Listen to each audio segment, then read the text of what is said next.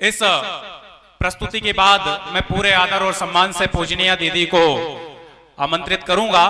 कार्यक्रम के प्रारंभ में ही मैंने कहा था अभिमन्यु का दृष्टांत सुनाते हुए कि हमको तय करके यहां से आज जाना है कि हमें अपने हिंदू समाज को अभिमन्यु बनाया है या फिर वो अर्जुन बनाना है जो कुरुक्षेत्र के मैदान में खड़े होकर यह उद्घोषणा करता है कि आज सूर्यास्त तक यह युद्ध समाप्त करूंगा। और सामने 45 लाख लोग खड़े हैं 11 अक्षौहिणी सेना के रूप में, और अर्जुन की वह उद्घोषणा महाभारत में कभी आप पढ़िए, वो अंदर से जोश से भर देती है। संपूर्ण हिंदू समाज के लिए वह प्रेरणा का स्रोत है। इसलिए इस पंडाल से तभी बाहर जाना जब हम यह तय कर लें कि हमें अपने समाज को कैसा रूप देना है। आज से 50 साल बाद, 100 साल बाद भारत मां को विश्व गुरु बनाने की ओर हम अग्रसर हो रहे हैं। इस विषय का, इस कार्यक्रम का जो मुख्य विषय है उसका प्रतिपादन करने के लिए राघवेंद्र जी बैठे हैं। उनके पहले मैं पूरे आदर और सम्मान के साथ संत के आशीर्वचन के लिए आमंत्रित करूंगा परम पूजनीय महामंडलेश्वर साध्वी ध्यान मूर्ति मां को कि वे अपनी अमृतमयी वाणी से हम सबको आह्लादित करें और अपना पाथे हम सबको प्रदान करें। एक बार जोरदार तालियों के साथ अभिनंदन कीजिए। भारत माता की।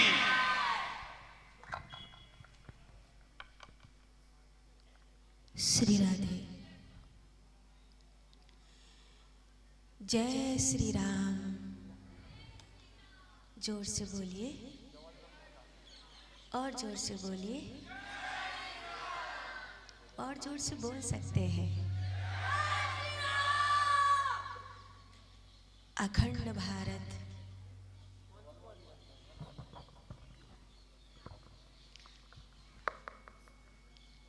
आज हमारा विषय है सामाजिक समरसता। अभी जो हमने एक दृश्य देखा, 2 राक्षस थे और 9 माताएं थी। इस तरह तो ठीक है, लेकिन राक्षस बहुत सारे हो और माता सिर्फ एक हो तो नहीं होगा ना। माँ जो होती है वो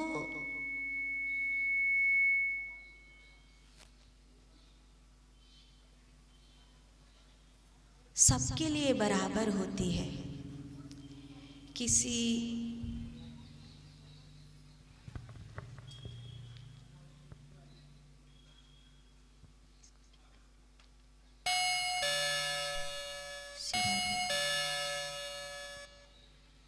ये ठीक है।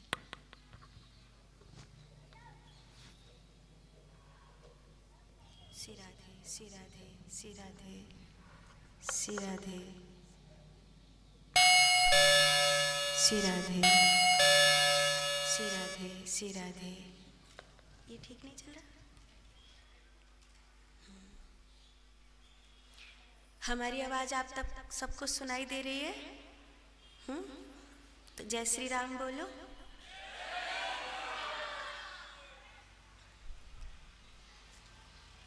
वैसे तो आप सब जानते हैं, मैं कुछ 4-5 बातें कहूंगी, उनको ध्यान से सुनना।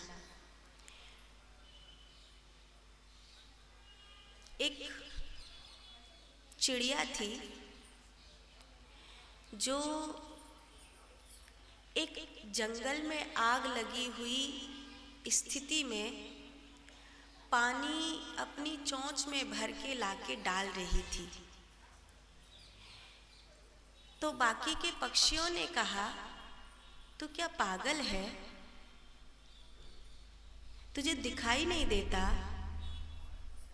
जंगल में आग इतनी बड़ी लगी है कि तू कितना भी पानी डाले तो जंगल की आग को बुझा नहीं पाएगी। तो उस चिड़िया ने पता है क्या कहा? उस चिड़िया ने कहा कि मुझे पता है कि मैं जंगल की आग को बुझा नहीं पाऊंगी, लेकिन भविष्य में जब इस जंगल का जिक्र किया जाएगा तो मेरा नाम आग बुझाने वालों में आएगा, आग लगाने वालों में नहीं आएगा। इस समय भारत की जो स्थिति है, लगभग पीएफआई के कब्जे में है भारत। 20 साल बाद एक टेररिस्ट अटैक और भारत को बांग्लादेश बनते देर नहीं लगेगी। क्या इस समय हम निश्चिंत होकर सो सकते हैं? ऐसे में जब भारत के 29 राज्यों में से 12 राज्य हिंदू अल्पसंख्यक घोषित हो चुके हैं, क्या लगता है आज ही तुम्हारा मध्य प्रदेश कमल का फूल खिला हुआ है, आजादी से बैठकर विराट हिंदू सम्मेलन कर सकते हो? क्या भारत के सभी राज्य ऐसे हैं? क्या भारत का हर कोना ऐसा है जैसा हम आज और इस समय विराट हिंदू सम्मेलन कर रहे हैं? क्या इसी तरह भारत के सभी राज्यों के लड़के विराट हिंदू सम्मेलन का आयोजन कर सकते हैं? ये प्रश्न है और शायद इस प्रश्न का उत्तर आपको भी पता होगा, नहीं कर सकते। मैं मेरे अनुभव की बताती हूं। भारत के सीमांचल हिस्से ऐसे हैं जहां हिंदू आदिवासियों का, हिंदू जनजातीय क्षेत्र के बच्चों का धर्मांतरण हो चुका है और धर्मांतरण इतने बड़े पैमाने पर हुआ है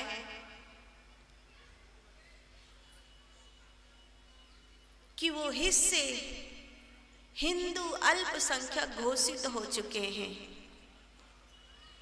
हम जैसा कोई महात्मा अगर वहां जाता है तो एक दिन की कथा में जय श्री राम के नारे लगाने पर शाम को हमारे पास लेटर आ जाता है कि यहाँ पर सीधे सीधे अपने कथा कीर्तन कहो और जाओ।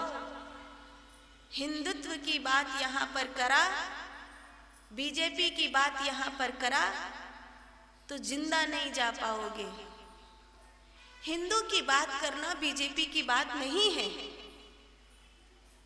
हिंदुत्व की बात करना हिंदुत्व की बात है।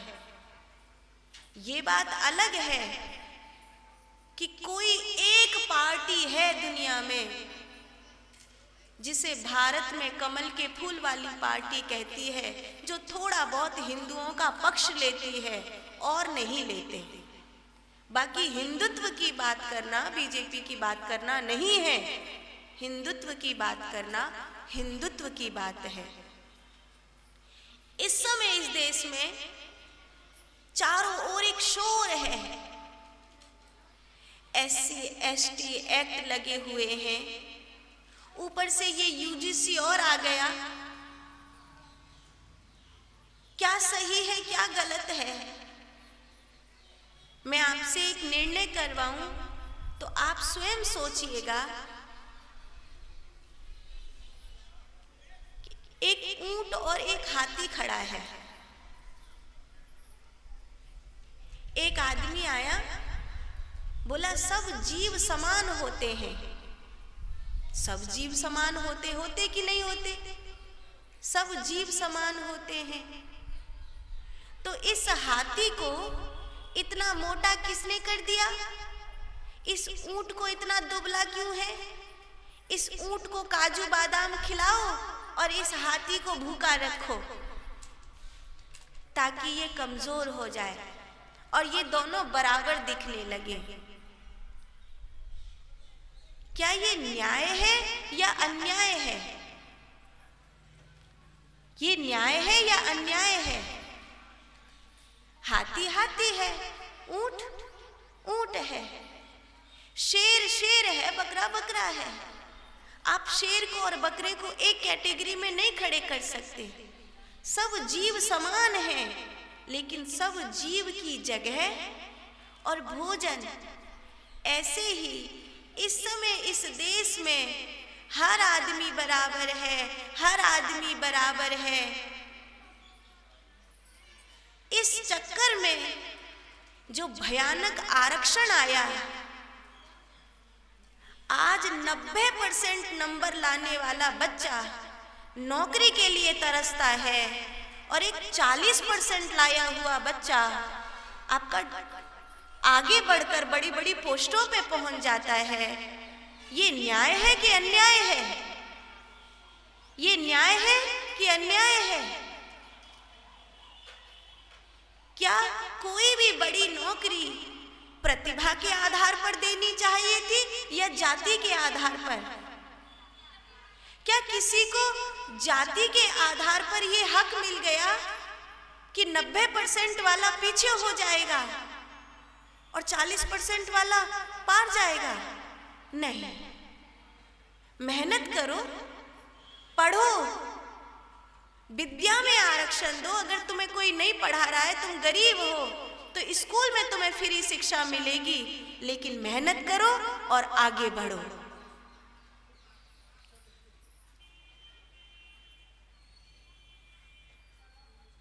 सब बड़े बूढ़ों को अगर हम सुखी करना चाहते हैं तो ओल्ड एज होम में सुखी होंगे या अपने अपने घर में सुखी होंगे? ओल्ड एज होम में सुखी होंगे या अपने अपने घर में सुखी होंगे? अपने अपने घर में सुखी होंगे।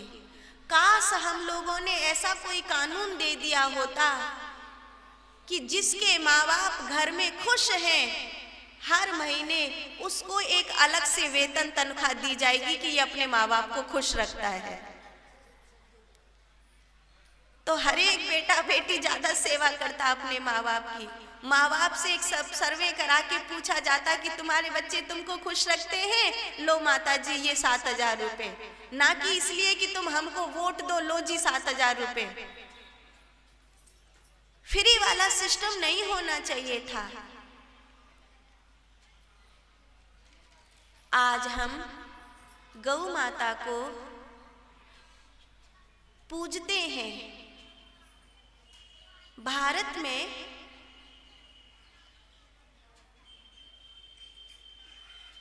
पचास करोड़ हिंदू तो होंगे ना, कि नहीं है?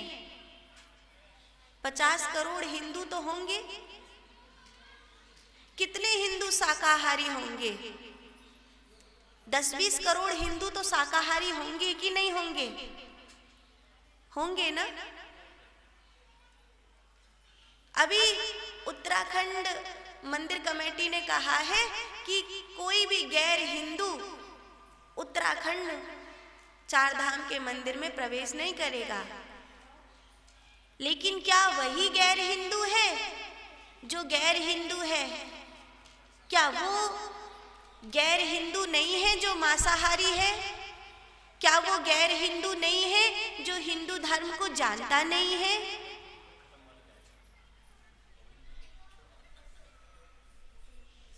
मैं वृंदावन से आई हूँ। आपके पाटन में, जबलपुर में भी शायद होगा, पर हमारे वृंदावन में एक भी नॉन वेज की दुकान नहीं है। लेकिन भारत के 29 राज्यों में कितने राज्य और कितने शहर ऐसे हैं जहां खुलेआम नॉन वेज की दुकान नहीं है? हिंदू ही रहते हैं ना वहां पर भी, तो वहां पर कैसे गाय का मांस बिक जाता है? अगर हिंदू रहते हैं और यहाँ पर गाय का मांस बिक जाता है तो क्या सचमुच हम हिंदू हैं? हम जिंदा हैं या मर गए हैं? अगर हम जिंदा हैं तो हमारे शहर में नॉन वेज की दुकान नहीं होनी चाहिए, हमारे शहर में गाय का मांस नहीं बिकना चाहिए। क्या आपको मेरी बात समझ में आ रही है? हम वेद लक्षणा गौ माता की पूजा करते हैं, लेकिन क्या गौ माता गौशालाओं में सुरक्षित हैं? आपने कहा ओल्ड एज होम में बड़े बूढ़े खुश नहीं रहेंगे, अपने अपने घर में खुश रहेंगे। ऐसे ही क्या गौ माता केवल गौशाला में खुश रहेगी? नहीं, आपके घर में खुश रहेगी।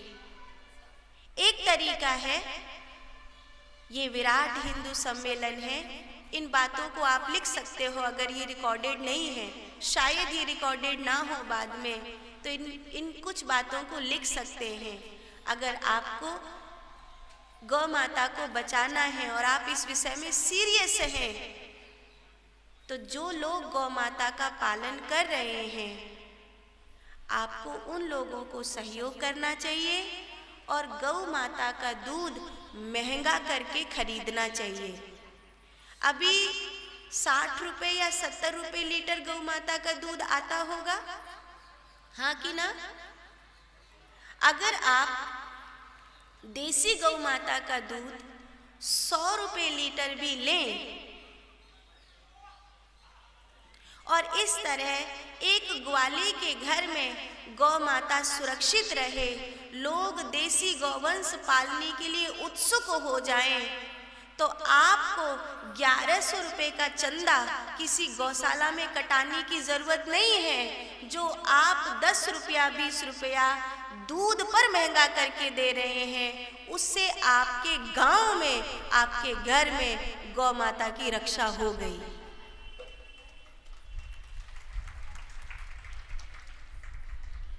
अगर इसे एक मुहिम की तरह चलाएंगे तो हर गांव में, हर घर में गौ माता की रक्षा हो सकती है। क्योंकि जब ग्वाले को ये पता चलेगा कि गैया का दूध 100 रुपए लीटर बिक रहा है, तो निश्चित ही वो देसी गौवंश को पालेगा, भैंस को नहीं पालेगा, बकरी को नहीं पालेगा। इस देश को बकरी पालने वाले ने बर्बाद कर दिया। काश उस समय जवाहरलाल नेहरू जी की जगह सरदार वल्लभ भाई पटेल को प्रधानमंत्री बनाया गया होता, तो आज मेरा देश फिर से गुलामी के कगार पर नहीं पहुंचता।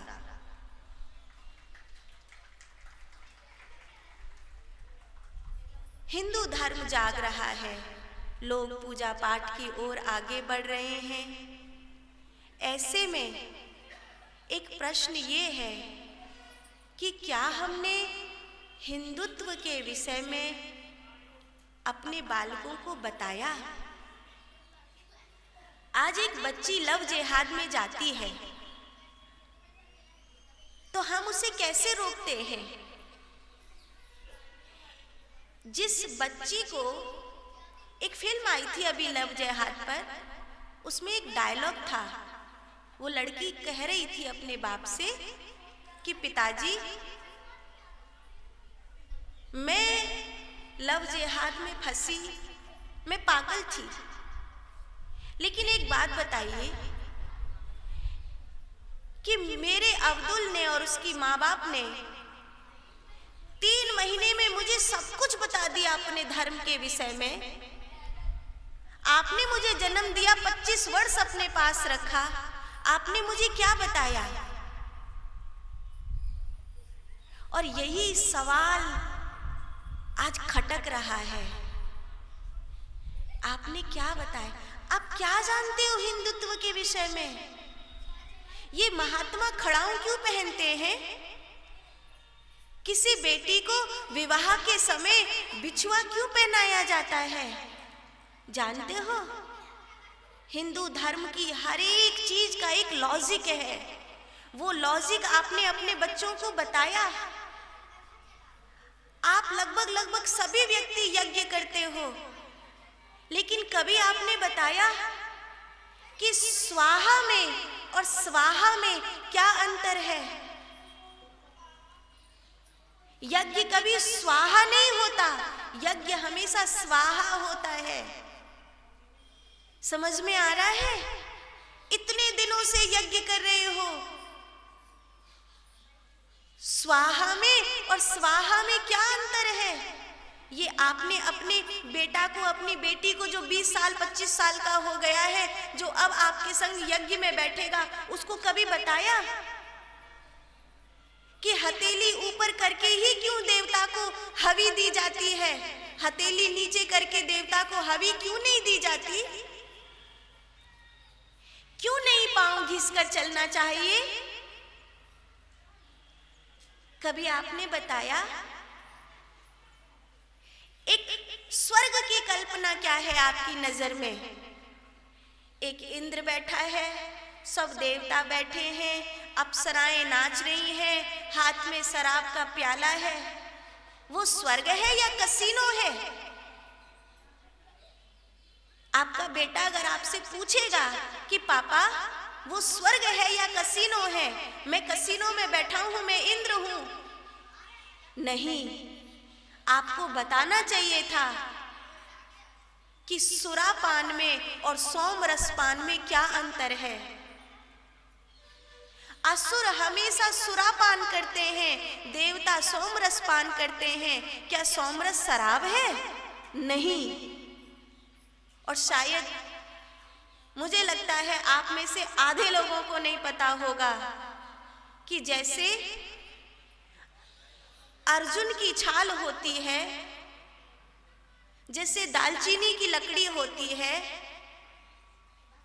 ऐसे ही सोम का एक पेड़ है, उसकी छाल आती है, इसको उबाल कर पिया जाता है। आज भी गंगोत्री से ऊपर वाले जो महात्मा हैं या जो हिमालय के ज्ञानगंज में रहने वाले महात्मा हैं, वो सोम की लकड़ी का पानी पीते हैं और उसी को शास्त्रों में देवताओं के लिए सोम रस पान करने वाला कहा गया। और असुर सुरा पान करने वाले। क्यों? सुरा क्या है? किसी भी वस्तु को सड़ाकर बनाया गया पानी। वो मादक है, वो नशा देता है, और सोम का पानी उम्र देता है, लंबी आयु देता है। लेकिन आपका बेटा जब आपसे पूछेगा या आपकी बेटी जब आपसे पूछेगी कि पापा क्या गुरु ऐसे ही होते हैं जिन्होंने एकलव्य का अंगूठा मांग लिया था, तो आपने कभी बताया कि एकलव्य का अंगूठा क्यों मांगा गया था? नहीं, SC ST का अपमान हो जाएगा, वनवासी नाराज हो जाएगा, राजनीति हो जाएगी।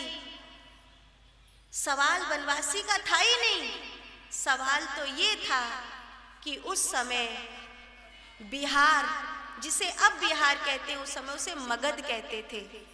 मगध में जरासंध का राज्य था और जरासंध का सेनापति क्रूर आदमी था। 108 धर्मात्मा राजाओं की प्रतिवर्ष बलि चढ़ाई जाती थी। उसमें एकलव्य एकमात्र ऐसा राजकुमार था जो एक साथ उन राजाओं की गर्दन, 108 राजाओं की गर्दन उड़ाने की सामर्थ्य रखता था। अब उसे वो धनुर्विद्या सीखनी थी जो धनुर्विद्या पूरे आर्यावर्त में किसी के पास ना हो, और उसने छुपकर द्रोणाचार्य जी से धनुर्विद्या सीखी। छुपकर, क्योंकि वो एक असुर बालक है, इसीलिए उसको द्रोणाचार्य जी वो आर्यावर्त का महान ज्ञान नहीं देंगे, इसीलिए उसने छुपकर सीखा। और चूंकि वो आर्यावर्त के लिए पाप के पक्ष में खड़ा होगा, धर्म के पक्ष में नहीं खड़ा होगा, इसीलिए द्रोणाचार्य जी ने उससे अंगूठा मांग लिया ताकि वो मेरी धनुर्विद्या का उपयोग न कर सके। लेकिन आपका लड़का जब आपसे पूछता है तो आप उसे ये उत्तर नहीं दे पाते हैं। आप कहते हैं गुरु भक्ति है, गुरु जो मांगे वो देना चाहिए। गुरु भक्त था बेचारा, आपने ये बताया ही नहीं। आपने उल्टा गुरु को दोषी ठहरा दिया कि राजकुमार अर्जुन को आगे बढ़ाना था, इसीलिए एक बनवासी का अंगूठा मांग लिया। नहीं, जो धर्म के पक्ष में होता है आगे उसी को बढ़ाया जाता है। महादेव ने बाल चंद्रमा को अपने सिर पर रखा है। क्यों? क्योंकि अमृत काल में वो अमृत की रक्षा कर रहा था। आपके बीच में जो स्वयं सेवक काम कर रहे हैं उन्होंने घर छोड़ा है। बहुत से स्वयं सेवक ऐसे हैं जिन्होंने विवाह नहीं किया है, सन्यासी का जीवन जीते हैं, फिर भी सन्यासी का सम्मान नहीं मिलता उनको, क्योंकि वो तो एक कार्यकर्ता है, वो तो एक जमीन पर घूमने वाला, राष्ट्र की रक्षा करने वाला स्वयं सेवक है। ऐसे में क्या करना चाहिए? अगर अमृत की रक्षा करने वाले चंद्रमा को महादेव अपने सर पर रख सकते हैं तो क्या हम राष्ट्र के लिए अपना योगदान देने वाले एक कार्यकर्ता को अपने जीवन में महत्व नहीं दे सकते हैं? अपने नगर में महत्व नहीं दे सकते हैं?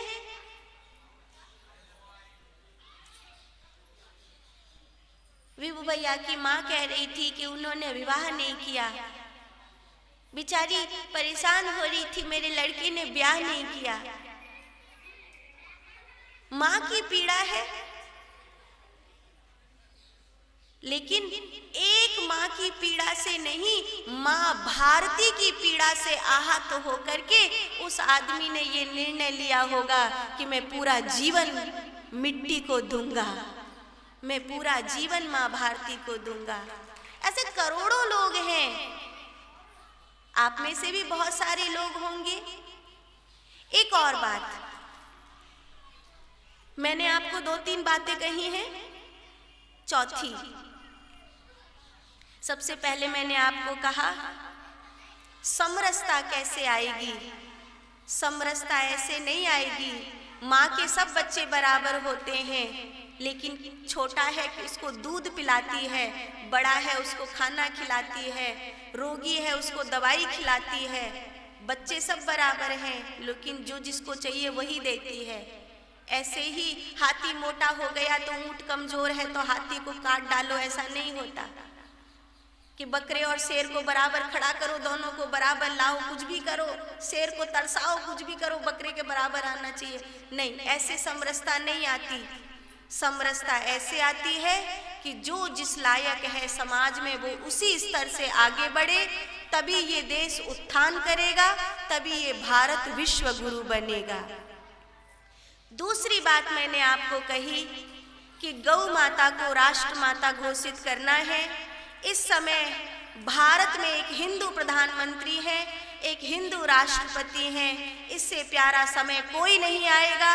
अगर पूरा देश मिलकर के कहे तो निश्चित ही ये कानून आ सकता है कि गौ माता को एक विशेष दर्जा मिल जाए, सरकार की ओर से गौ माता को एक विशेष दर्जा मिल जाए राष्ट्रीय रूप में, और आप सब जमीनी स्तर पर गौ माता की सेवा करिए। गौ माता के दूध को इतना महंगा कर दीजिए कि गौ पालन करना गौपालों की मजबूरी बन जाए, उनके लिए ये खुशी बन जाए।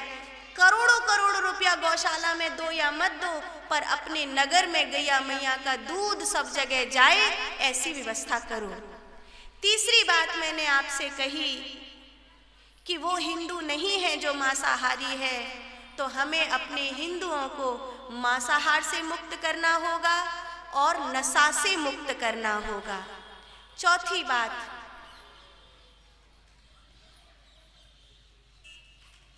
आप मुझे सुन रहे हैं? जय श्री राम बोलिए, जोर से बोलिए।